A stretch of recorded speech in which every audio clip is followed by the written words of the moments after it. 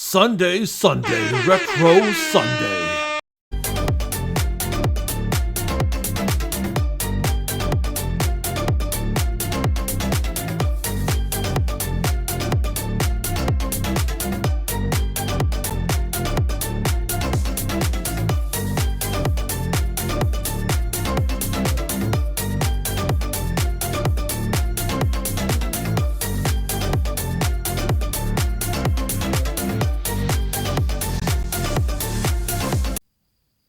Hey guys, how's it going? So it's Sunday and I decided to do another retro GPU Sunday. That's going to kind of maybe be my theme going forward here for a little while, mixed in with other stuff like with the more modern equipment. But today we've got a Gigabyte brand GeForce 6800 Ultra, which I think is a pretty cool card. It was one of the most powerful cards from that time period, and it's pretty much, I think it's available both in AGP and PCI Express. This is the PCI Express version. If it was an AGP bus, you'd be able to tell because it'd be like another notch right here in the connection. But it's got two DVI ports. This is a 256 megabyte, I believe it's GDDR3 video memory, and it's got a really nice big beefy cooler on it. This is like one of the first cards where big honking coolers like this started to become the thing, because prior to that, a lot of them were either passive or at least a lot smaller than this. I think the big ones before this was like, I've got a, what the hell is it? An FX 50, I think it's a 5950, or no, I've got a 6800 from BFG, and the cooler is quite a bit smaller than that, and that's an AGP card. I'll do that one in another video. And then like the 5950 Ultras, the FX series cards had a similar cooler to that. It's smaller and it's made of nickel, but it looks really nice too, but not as big and beefy. But you can see there's a little scuff. I mean, it's used, of course. Getting one of these brand new in the box is really hard to find and pretty expensive. They're kind of getting popular, at least from what I've seen in my attempts to get one. I actually got this on Amazon for 35 bucks, which I was really surprised to find it on there. And then they only had two in stock, and the other one is like 168 bucks. So they're coming from third-party sellers, and people are just selling them for whatever they feel like getting out of them. But for 35 bucks, I thought it was worth grabbing it. Not very expensive. And anyways, you can see I ordered, like, the site said it was EVGA. And I kind of would have preferred that to some degree, just because I really kind of like that company. But as you can see, I got a Gigabyte brand, so sort of weird. But it wasn't worth sending it back over. And it didn't come with any accessories. It didn't come with the box or anything. It just came in one of these plastic mold containers like this, you know, the kind of thing that fits into the box. But it didn't. And you see, it's actually an EVGA box, which I just noticed now. But it's actually from EVGA. So why I got a Gigabyte card, I don't know. Sort of strange, but again, it's the same GPU, it's the same everything. It just, in fact, I think the only difference is the sticker that goes on here. Normally it says EVGA. If it's just whatever manufacturer you go with, I think that's the only difference in the cards. Some of them had different coolers too. I know that, like, I think there's different versions, like, you know, some of them are overclocked, some of them are standard. This one is the GVNX68U256D-B.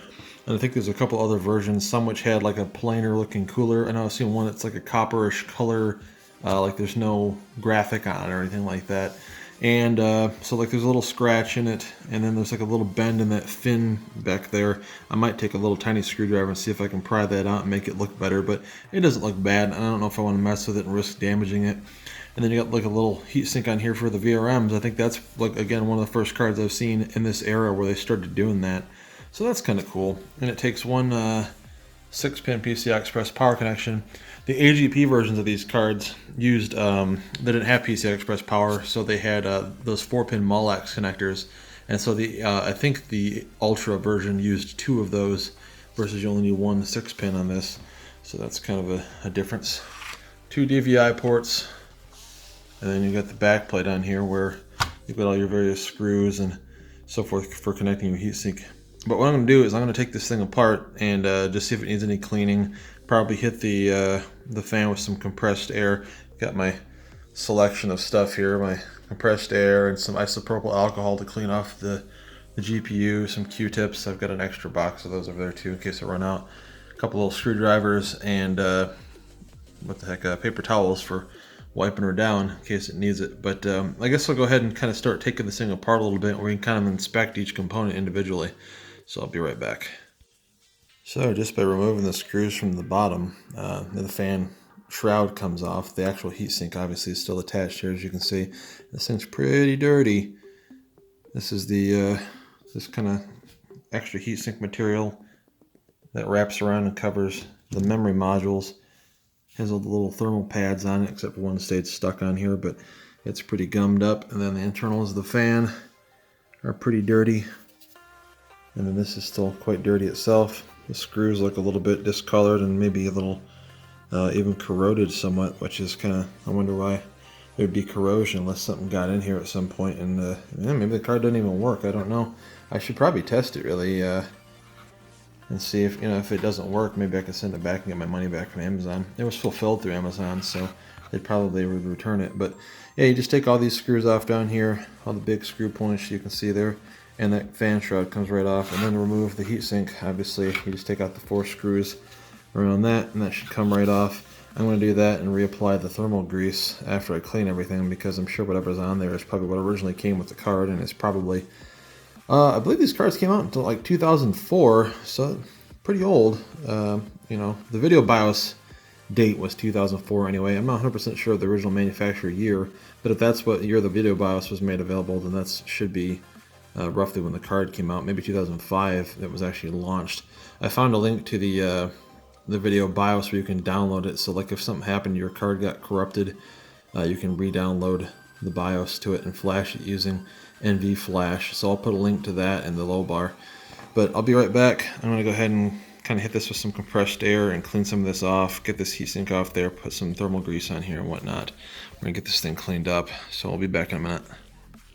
Alright, so we got this shroud cover off of the fan itself, and I cleaned it out pretty well with compressed air and paper towels and some alcohol, but there's still some gunk on the inner fan blades. It's really hard to get at, and I don't feel like sitting here with like an individual piece of paper and trying to get in between those and getting them any better.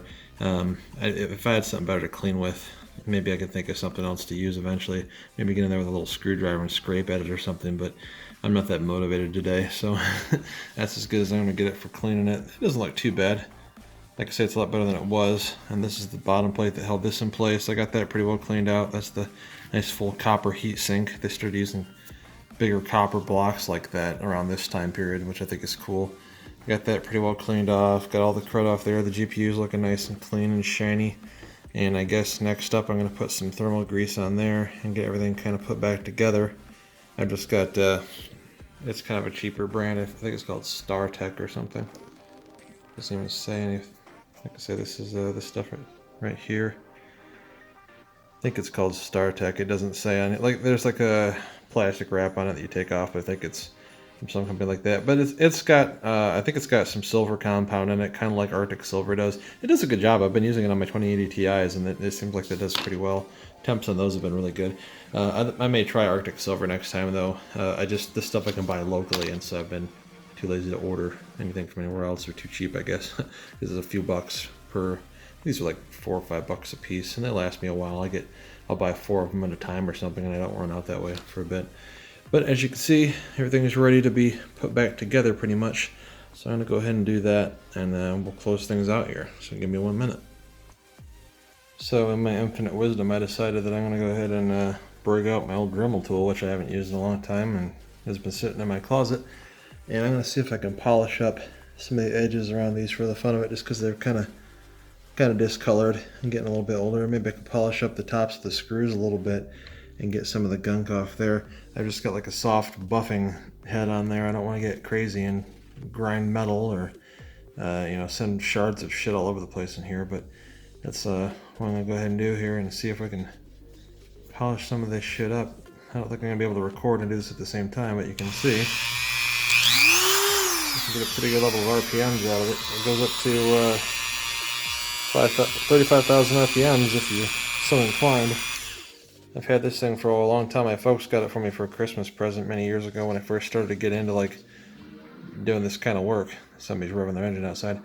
But I just remember that this is not secured down yet, so I'm going to screw that into place, and I'm going to see if I can polish some of these up. But this is how it looks before. We'll see how it looks after here in a minute. I wouldn't say it made like a huge difference on there. In fact, you may not be able to tell much of a difference. I mean, it's a little shinier, but I got the tops of the screws cleaned up a little bit. So they look a little bit nicer. That one's still not that great. Like some of it's not coming off that well, but and then I polished like that heat pipe there, so that's cool, and kind of went around, and some of it, like, it doesn't seem to matter how long you apply the buff to it. It just kind of looks the same. So it might need something with a bit more grit to it, but I'm not going to attempt that. I don't want to risk damaging anything. But anywho, got it a little bit cleaner looking. So cool thing there. But I'll be right back once it's fully assembled. Alright, so everything's back together, looking good, looking brand new. Got our new thermal grease on there, so whenever I get a chance to test this thing out, hopefully the temperatures will be nice and cool, or as good as they can be for this particular type of card. I don't really know what kind of temps to expect out of it. I never had one of these before, back when they were brand new, so I would expect with this kind of a cooler on it, I don't think that these required a huge amount of power. I mean, it's only got a single 6-pin, so it can't be using that much juice. But we'll be sure to find out. But appreciate everybody joining me on a Retro GPU Sunday. If you like this kind of content, I'll be sure to continue to do it because I've got a lot more other cards upstairs that I haven't broken out to show you guys yet. Some of them are new in the box, so I won't be able to do this kind of tear down or reapplication of thermal grease or anything like that, or cleaning them up because they don't need it. They're brand new in the box. But I won't be able to take the card out and show them to you, but I can show you the box and all the lovely little advertisements they had at the time, that kind of thing. And some of them I have are new in the box, but the box were at least opened, so I can at least get them out. They're still in their anti-static bags, but I'll be able to show you kind of what the card looks like through the bag and all the cool accessories that used to come with stuff like this. These days, it just seems like GPUs don't come with much in the box. And back when cards like this were on the market, and then some of the other stuff that I've got, like I got some like 6 series, like 6600 GTs and things like that, some cool older editions of those and like special editions of them. So anyways, I don't want to spoil it too much, but there'll be some interesting stuff coming down the next couple weeks. If you guys are interested in this stuff, I'll be sure to keep making them on Sundays. But again, thanks for watching on Retro GPU Sunday. Be sure to smash that like button if you enjoy this kind of content. Maybe subscribe to the channel if you really like it. And I'll be sure to see you guys next weekend if I don't mix up between now and then. Have a great one. Bye.